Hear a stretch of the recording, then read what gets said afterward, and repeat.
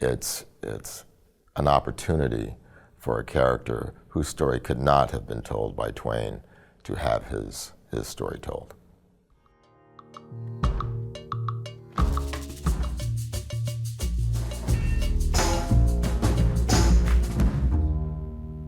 The easy summary is that this is a revisiting of The Adventures of Huckleberry Finn by Mark Twain. That's the more correct answer. It's the story of Jim,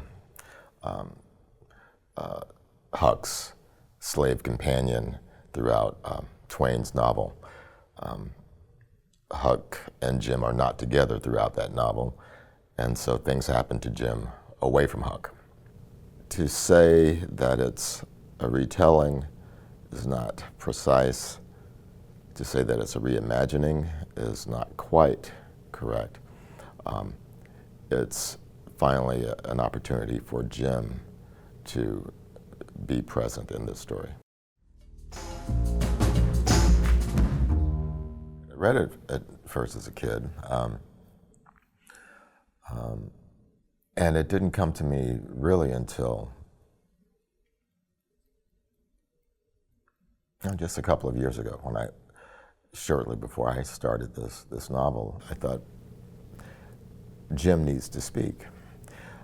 And then I was shocked to discover that no one had ever written anything from Jim's point of view, at least that I could find. And that's where the novel started. Well, I changed the date of the story to be very close to the beginning of the Civil War, because I needed the Civil War to be beginning. But I didn't know Hannibal, Missouri, and so I had to do research, and since I don't know the river all that well, I had to research Hannibal. At that period, I had to research slavery in Hannibal, and I found some interesting books, some by natives of Hannibal, Missouri, and just basically reviewing all the history that we're supposed to learn in high school about antebellum Southern politics.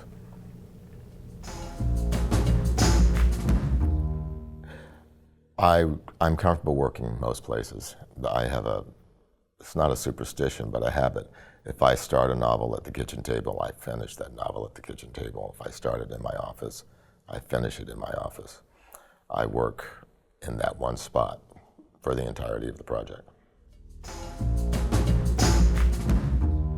I forget these books almost as quickly as they're done.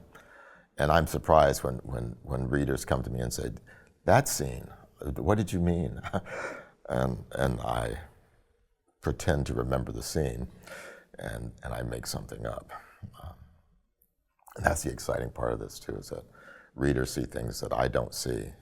And when they say, they ask me if something means a certain thing, it can be really good. And I've never thought of it, but I do take credit for it. I suppose I am working on something new. I hope I'm working on something new. I never know. I'm studying. I write novels so that I can study something.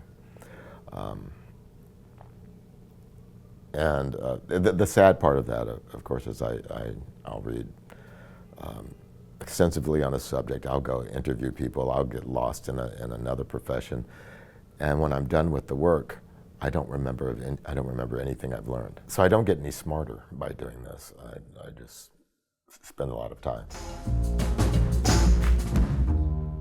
If James is banned, it's probably only because of the notoriety of Huck Finn to start with, because of the presence of a particular word.